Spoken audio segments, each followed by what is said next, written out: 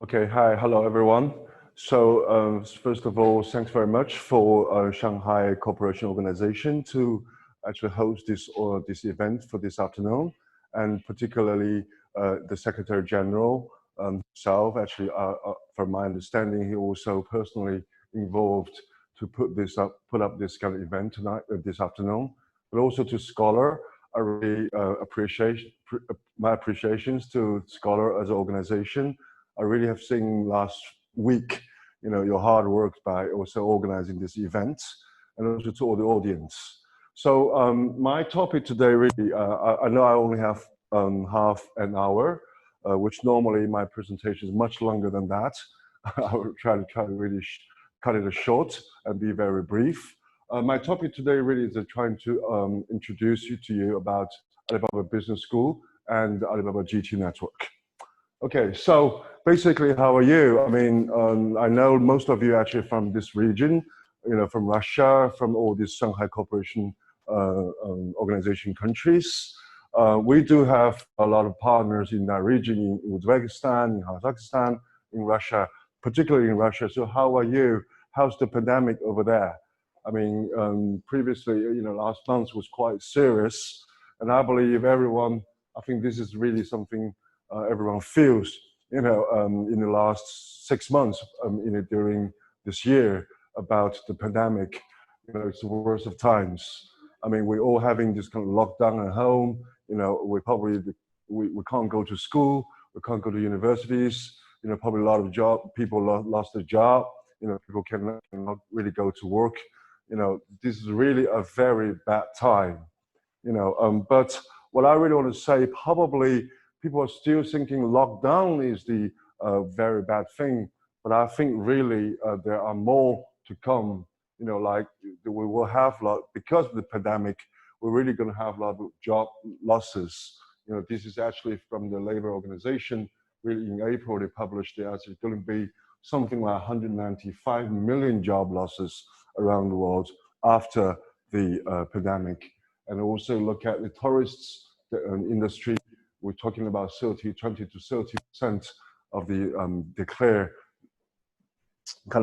in the industry. I've already seen quite a big tourist firms in China actually bankrupted in the last 2 months. So actually also the trade, because of logistics, because the mobility of the people and the goods, also I believe the international trade also is going to be really, really seriously affected. So I think it's yet to come, or there's even worse kind of situations. So everyone must be very, very worried about it. And I think one very clear message I want to say is also, there's no returning to normal after this COVID-19. People are always thinking, oh yeah, it's going to be over, and we hope we can actually back to normal, after all this serious lockdowns, all these kind of things. I really want to say, yes, I believe the virus will go, it will disappear, but I don't think our life will back to normal.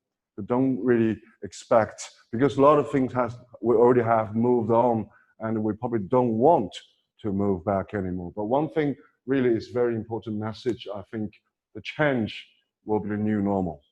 So we all experienced, this in the last 6 months about all these almost suddenly this kind of changes happened around the world, and we never expect that, and no one really prepared for that.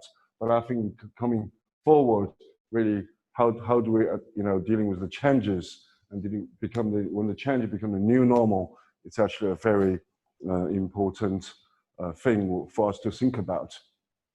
But however, I think probably it's also the best of times, because there also is, we see a hope, we see a path forward, in these kind of situations, which we call, we think, and Alibaba here in China also, we think the digital transformation will be a solution to it.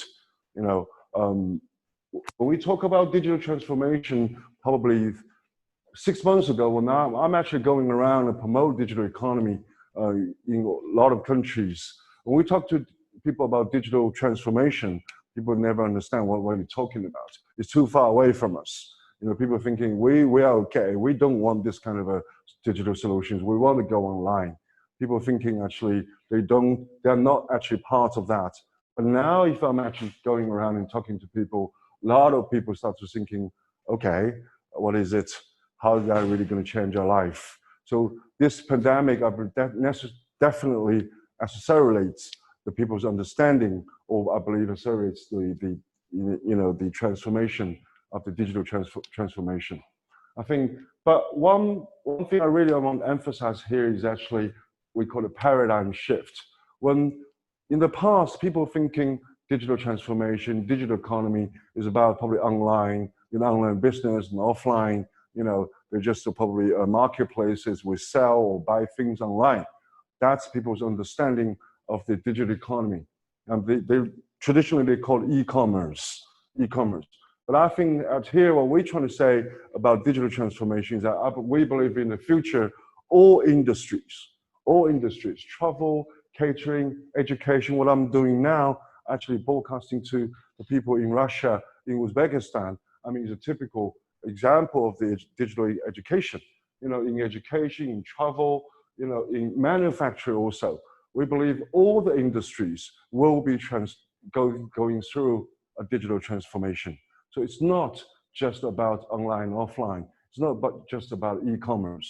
I think this is but to do all this, we need an entire, business paradigm shift. Probably in the future, the business logics, the organization, the nature of the jobs, the formation of the business process, everything is going to be changed. So what we really need is actually a paradigm shift. Looking at all this kind of digital economy, just help everyone to understand what do we understand about digital transformation. Look at all these digital infrastructures. For example, in China, we really have now all this this layer of the digital infrastructure, which we call digital technology infrastructures, like data, the computing capabilities, the algorithms, the AIs are actually the foundation of this digital technology infrastructure. And based on that, actually there's also another infrastructure, we call it digital commerce infrastructures, where all these platforms, payment platforms, logistic platforms, travel platforms, entertainment platforms, e-commerce platform, marketplaces are all there. When all this kind of infrastructure is also being built, then when we actually also have the traditional physical infrastructures and new physical infrastructures, all we call it paying intelligence kind of technology. When all this kind of infrastructures has been built, what's going to happen next? What's going to happen next? Really, so that's also very important message we want to send to people about digital transformation. Is really not just about technology. It's about people. When I'm saying this very strong statement, I do have two kind of meanings. First of all, actually, when we're going around the world, as I said, to promote digital economy, we don't want people to be scared or fear of, oh, it's all very high technology. Everyone talking about digital transformation, talking about IoTs, Industrial 4.0s. We're talking about artificial intelligence. Normal people will be just scared, thinking, "Oh my gosh, that's not me. That's not for me." But we want to say the digital economy is really about inclusiveness. It's about the technology is the tool actually to help the people to be actually included in this transformation. So it's about people. It's very, very important. But also we'll try to say, actually, to the, when we're actually saying this is a paradigm shift, we're saying this is a business paradigm shift, also because our consumers, thinking as a business, our consumers are now super empowered by the technology as well. They actually are super connected, and also because of the globalization, they can access on the platform, on this kind of apps, they can actually access to all kinds of services, all kinds of products around the world. And because the Generation Z, or the young generations, their understandings or their believing of the brand is also different. They are no longer just care about the functionality or the price of the products. They probably care about more of the values, the vibes, you know, and they try to associate with the brand. And the brand have to really communicate with the customers like their friends. So because of that, because we have super empowered, you know, the rising power of the consumers, our business also have to act very differently. So it's also about our business really have to be very, very customer centric and really understanding the consumer needs. So again, also to the students, I believe today most of the people are student audience are students. Either you are middle school or university students. So the students also have to think about it, the future jobs. Actually, when actually all this empowered by the digital infrastructure, when the people are really empowered by the digital infrastructure, the people will be relieved from the repetitive works. The machine, like Jack Ma always saying, let machine do machine job and let people do people's job.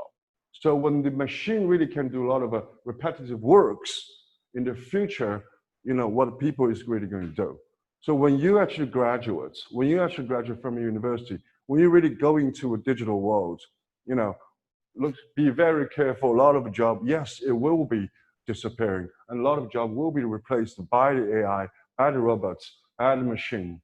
But people are really should do more creative jobs, either proactively or reactively. You will get into that situation. So what kind of a skill set do you need? What kind of mentality? What kind of mindset do you need to prepare for this kind of change, shift of the future jobs? Also, this is a very important thing for the young students to really think about. That based on that, because of all this, I think this is why Alibaba Group really thinking of setting up this educational product. I've seen the questions in the question list. People asking why Alibaba as a group, as a commercial company, actually setting up this kind of educational projects. I think because of that, we're thinking this is actually the mission of the Alibaba, you know, kind of educational division, international education division, really try to share the positive impact of the new business paradigm and promoting the inclusiveness and empower youth and entrepreneurs. You know, this is actually our mission statement. All the team working on this project is really trying to work on this mission. You know, look at a few things we've done so far. For example, during the pandemic, starting in February, you know, the GT team, we actually organized a international global competition. You know, nowadays we have more than 6,500 international students. They formed about 1,600 teams from 14 countries actually participated in this global competition, which actually the theme was actually a digital solution, you know, during and after, beyond the pandemic, the COVID-19. I'm really, really sick because I really organized the China round of the competition. I really see people's project from covering healthcare, education, manufacturing, retail, tourism, logistics. I really see a lot of students here in China.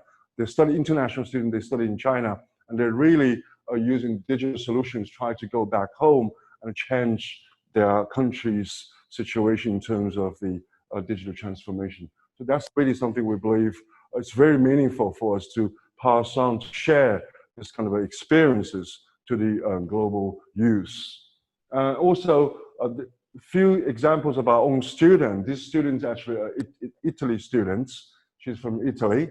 I mean, she also returned back to Italy. She's one of our Alibaba Business School students, year one students. She actually went back to home, but Italy was seriously suffered from the pandemic. And she called us, say, you know, a few of her relatives even passed away. But she still she's been really resilient, and she's still studying online, but also she also participated in the global competition with a very inclusive project called Inclusive Tea. She wants to help all the tea makers around the world to sell their products online. Because when she told us she went to a place called Taobao Village, we actually showed her the Taobao Village. She was really inspired by that concept. And she really wants to copy this model back home or back to other villages around the world. This student actually is also our year one student, Alibaba Business School students. She's a Malaysian student. She also go back to the Malaysia and also help the village there become a digital village. That's her project. She's still working on that project at the moment. This student is one of my favorite students. He's actually from American and Mexico. He's got double nationality. He just sent me his, he posted his moment on the WeChat account probably 3 days ago. And he called me today again, said he started, but also this is also a story. He went back to America. All his parents lost their jobs. He said to me he has to sleep on the floor for about 2 weeks. You know, that's how bad his situation was.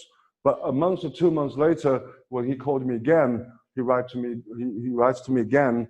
He says he now is making actually something $1,000 a day. You know, and this is what he wrote. He said, I mean, only one team. I don't have any capital. He said to me today, he started from 1,400 RMB, and this month's revenue just exceeds about 100,000 RMB. And he really wrote here saying, there's no, like him, there's no capital. There's no actually team, but he just did it. You know, he just make it. Now he's actually opening more stores online. Actually, he's actually helping his family, and he's recruiting more people now to join him.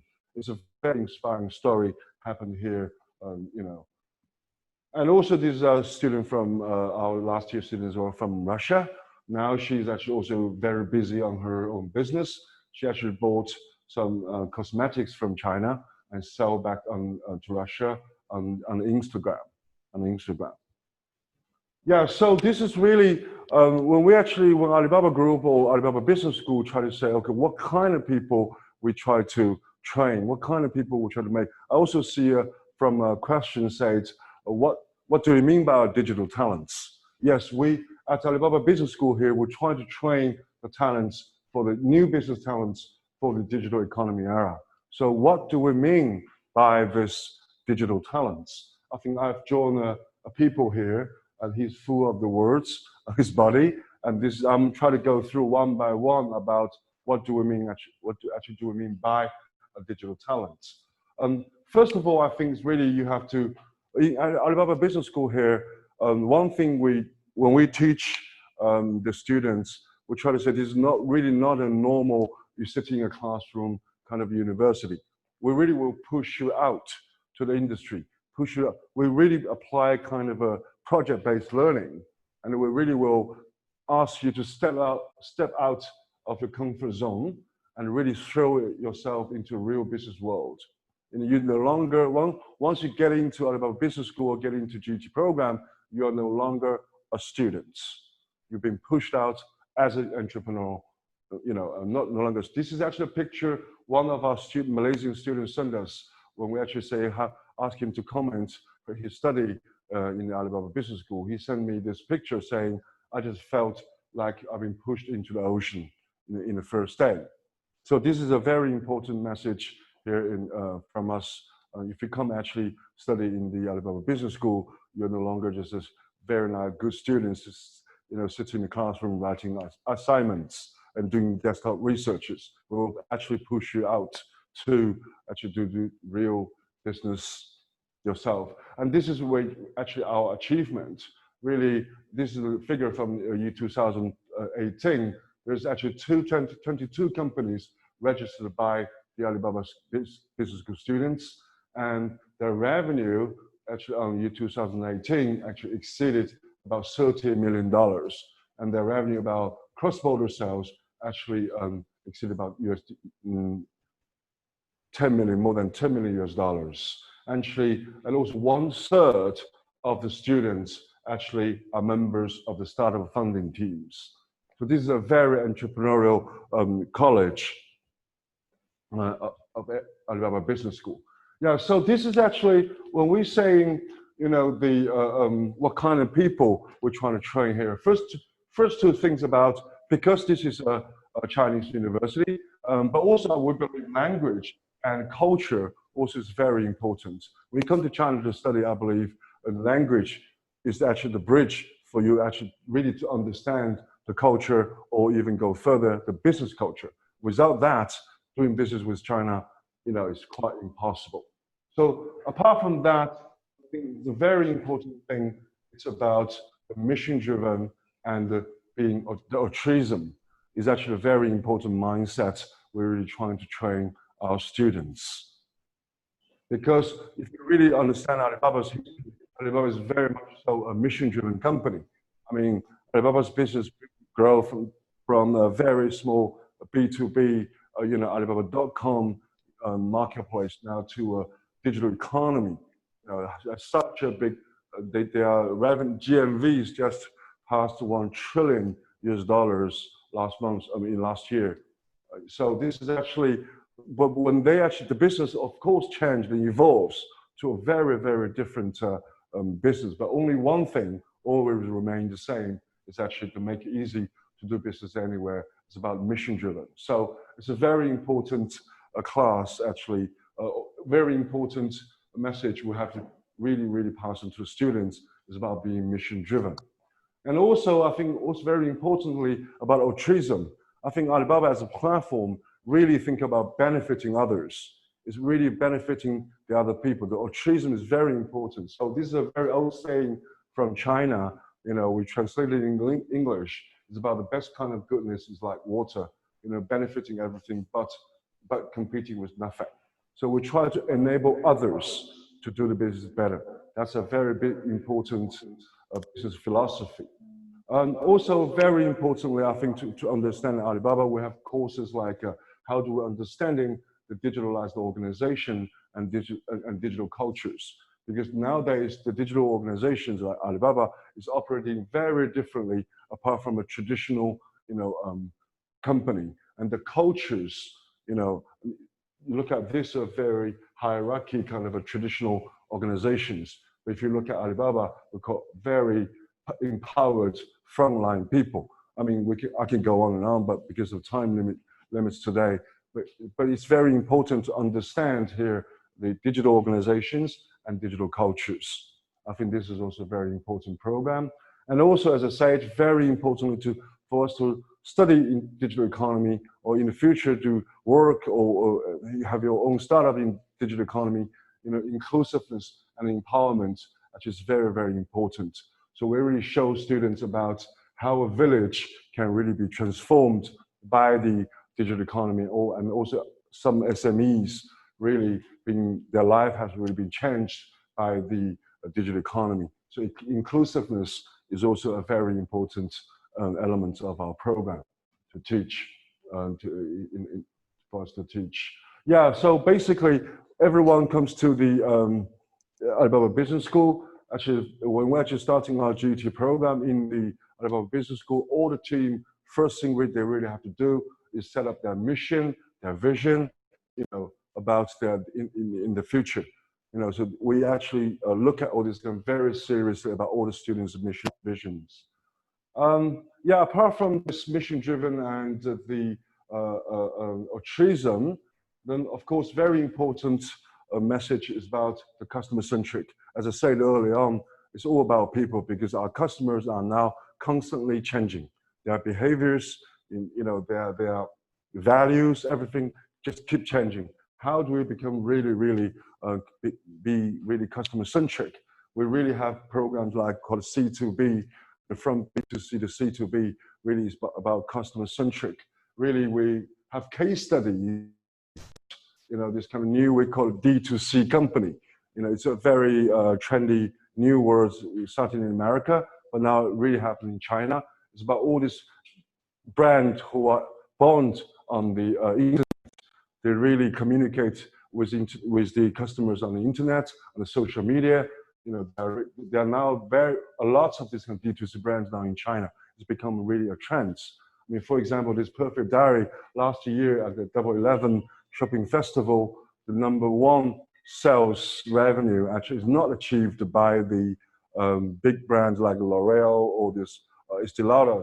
Actually, is the Perfect Diary. It's a new 3 years old Chinese young brand, internet brand, how can they really achieve this kind of a performance as a case studies, you know. And also, I think most importantly is about how do we really understand the customers. So we do teach students about customer persona, because things like customer segmentation is probably quite a little bit out of date. We really need to understand the customer importance of the customer persona. I used to ask, he's actually a very, he's from a very famous kind of digital marketing agency. He's actually also one of our lecturers. I asked him about why do you think, what's the difference between segmentation and the customer persona? A very simple answer from him said, now the brands have to communicate with the customers like a friend on the daily basis. So think about, you have to understand that your customer, you have to talk to them like a friend, and also on a daily basis. So please do understand not only where they're from, how old are they, understand the consumers from what kind of life stage, you know, they're in, what their values, their fears, their objections, their goals, you know, to understand much better about the customers. And this is the key of all the innovations. I think really all the product innovation or marketing innovation really comes from how much do you understand the consumer, you know. And then we go on to ecosystem mindset. I think is a very important concept, you know. This is actually the whole picture of Alibaba Group. We say when they have all these digital infrastructures, logistics, payments, cloud computing services, when they have all this kind of marketplaces. But when we have all these two layers, the most important thing about Alibaba's business is about its open ecosystem platform. I used to read a book from one of the Alibaba senior staff. He said actually probably the most valuable assets of Alibaba is not about all this, it's about the ecosystems. It's about how many buyers and sellers and third-party services, logistic companies, you know, are living on this and doing business on this platform, the ecosystem. So give you an example, like, you know, everyone knows China logistics in China, the logistics services in China is really doing very well. But actually when Alibaba faced the problem of, you know, year 2012, when there is actually 78 million parcels to be delivered on that year's Double 11, I mean, of course, the whole logistics just crashed on the year. So the solution Alibaba facing in the future is actually either they're going to build up their own logistics systems, but actually I read an internal article says, I mean, if Alibaba will try to build up their own, you know, logistics services, they have to employ something like 5 million more staff to do that, to get all the, because now they're dealing about this kind of a logistics system dealing with about 100 million parcels a day. So Alibaba's, you know, decision is not actually go on to build up their own logistics companies. Actually, they aligned with all the logistics companies and put them, you know, China logistics network. So bring everyone in, everyone benefits from these businesses. But Alibaba also just using data to establish a platform to enable all these warehouses and delivery firms, delivery personnel, pickup stations. They put everything together to get a job done. So within 2 or 3 years, this logistics system has been established and started functioning. So this is a very different mentality. Do you really have to do everything yourself and making every single penny of the business, or actually you just bring everyone in, everyone competing together, but also doing the business together, collaborative together. So become a very collaborative network. You know, this is actually a very important, you know, mindset about we call ecosystems mindset. Then, of course, data-driven innovation. Data, everybody's talking about big data. We're also teaching the student about how big data can really help the innovations. We do inside Alibaba have a Tmall Innovation Center where they're using really big data to help big brands to do new product innovations. And I always call it, using this case about chili chocolates, because the big data, you know, center from, you know, the Tmall Innovation Center found that there's 40% of people who are buying, you know, very sweet foods and also buying spicy foods. So they're actually telling this brand, say, hey, there might be something happening here. So Mars Chocolates took the opportunity and they make a new product called Spicy Snickers, and sold out very, very well. And also we have case studies about, this boxing cat, beers, craft beers for Budweiser. We will also have a full case study on this, how the big data helped this Budweiser to build this chocolate and orange flavored beer in one of the Chinese New Year, which means very lucky, kind of beer. So we also have case studies like this to show how big data can help companies to actually, normally this kind of brand, big brand, they are actually, the length of the product developing time is about 48 months. But TMIC told us they can actually shorten it to 6 months by really really understand the customer needs. Of course, there are also innovations like a new retail. Everyone, you're familiar with China, this is another Alibaba's new innovation in the retail industry. But it really is about, again, understanding customer and redefine people, products, and place. The products of the supermarket is no longer just the goods. It's about the services, it's about delivery, and delivery within 30 minutes. Also the place, it's actually become a showroom rather just a supermarkets. I mean, we have case studies on this as well. How does the innovation really redefines? Basically, the digital transformation is about using the technology. How do you really redefine your customer? And by understanding your customer, how do you redefine your products and services? And how do you really redefine the place where you communicate with your customers or where you actually sell your place? Of course, there's also a new terminology we call C2M, actually it's customer to, again, C first, customer to manufacturing. Really what we're doing now at Alibaba, recently is also after the pandemic, they launched a new platform called C2M platforms. They help manufacturers go straight online to dealing with the consumers directly. Because manufacturers used to have, they just manufacture the goods.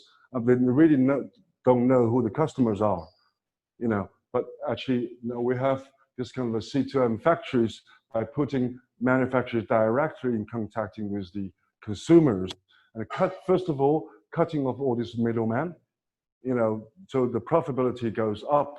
And also because they're dealing with the consumers directly, now they're understanding consumers much more, and it's much better for them to do the product innovations. I have a case study on this about a traditional glove factory who actually, transformed from a very low-end, a glove factory to a fashion brand by go straight online. So we're talking about here is not a manufacturing digital transformation. It's not about industrial 4.0s. I mean, because all this SME doesn't have that capital, doesn't have this kind of capabilities to do Industry 4.0. But the first step is that putting them direct on, contacting with the consumers. And the power of understanding the consumer will change the whole picture. Of course, we have new finance where, big data also disrupting the traditional bank. I mean, Alibaba have on the main bank of Alibaba's Ant Financial have a 310 kind of a approach. So everyone has to apply for a loan, using 3 minutes to fill in a form online, and within 1 second, actually money will arrive to the account, and there's no human involved. So this kind of technology really have to build to build a very new kind of fintech businesses. There's also another case study we can talk about. Yeah, so apart from all this, the business acumen is very important. I think the traditional business schools actually will teach you all different kind of skills like marketing or HR or accounting or finance. But I think when we're actually dealing with the students, especially when we're dealing student competitions, we find out students are really students. They don't think like a businessman because they don't really put everything together as a whole. They don't have a holistic view of all this kind of separate, skills, how they can put them together in one business. So really they have to think like a CEO. So we also teach them things like business model canvas. Also we developed a simulation platform, which for the students to really test themselves, to try themselves, about making strategic decisions. Yeah. Yeah, of course, trial and errors, embrace change is very important. So we also have this kind of workshops on design thinking workshops to really teach students how do you really get an idea, how do you prototype, how do you test, how do you iterate your ideas, changing all the time, kind of lean startup concepts, all these kind of things are taught at here in Alibaba Business School. Of course, e-commerce platform operations, of course, is also very important, and also data analysis skills. But we have, different, platforms like AliExpress or Lazada, all these kind of operational skills of the e-commerce platforms. But also very importantly, when we actually studied here in the Alibaba Business School, I think these two people are very, very important, because when we actually push a student to do a real business project, students are scared, people are worried, because entrepreneurship is actually a hard journey. They feel lonely. So I think our tutors are there really hand-holding themselves to went through the whole process. I think we've seen last year, this worked very, very well. The tutors play a very, very important role in Alibaba Business Schools last year. And also finally here, we also, when the students while they're studying, we actually have a facility, which why we're here today is the Alibaba Business School Innovation Center, because we really we have built up an ecosystem really for the students to try their ideas and really to try working in the companies. So actually we built up an innovation center here by government support, also all of these platforms, but also all these kind of companies who are doing cross-border e-commerce, and all these kind of companies established by the alumni, and also something called MCN companies who are doing the digital marketing or content marketing for Chinese companies. I can tell you really this is a huge opportunity, because Alibaba or all this big platform now is really promoting this kind of digital marketing and content marketing and social media marketing, for Chinese businesses to actually sell their brands internationally. Chinese company really need help. Chinese company also nowadays need the talents to help them to do local social media marketing, which it's very difficult for Chinese SMEs, because the language, the culture, and understanding local customs are never, Chinese company never can do that. They really need talents really to help them to do that. But I think that's really a very, very good opportunity for the students now to actually come here to study the digital economy in China. So we actually already built all this kind of ecosystem for the students to try. This place is actually a very nice name called Dream Town. Really is actually for all the young students to fulfill their dreams, entrepreneurship dreams. Of course, Alibaba and Alibaba Business School is actually in the city of Hangzhou. Hangzhou is really a mix of the history, because they have a very long history in China. It's a very charming place, have a lake in the city center, and have this very green city. But also this is also a China's digital hub, of course, because Alibaba's headquarters here. But also Hangzhou have a very special policies for international students. I mean, they are the first few cities who launched entrepreneurship visas for the international students. I think that's a very, very good policy to attract international students who have dreams, who really can have their own startup ideas here in China. Yeah, so really, my colleague already told me I'm already, past 25 minutes. Really, just borrow one of the Alibaba's one of the values. Really saying, if not now, when? If not you, who? and really welcome everyone to come to Hangzhou and come to Alibaba Business School, and probably, hopefully in the very near future, we can welcome you here. Thank you. Thank you.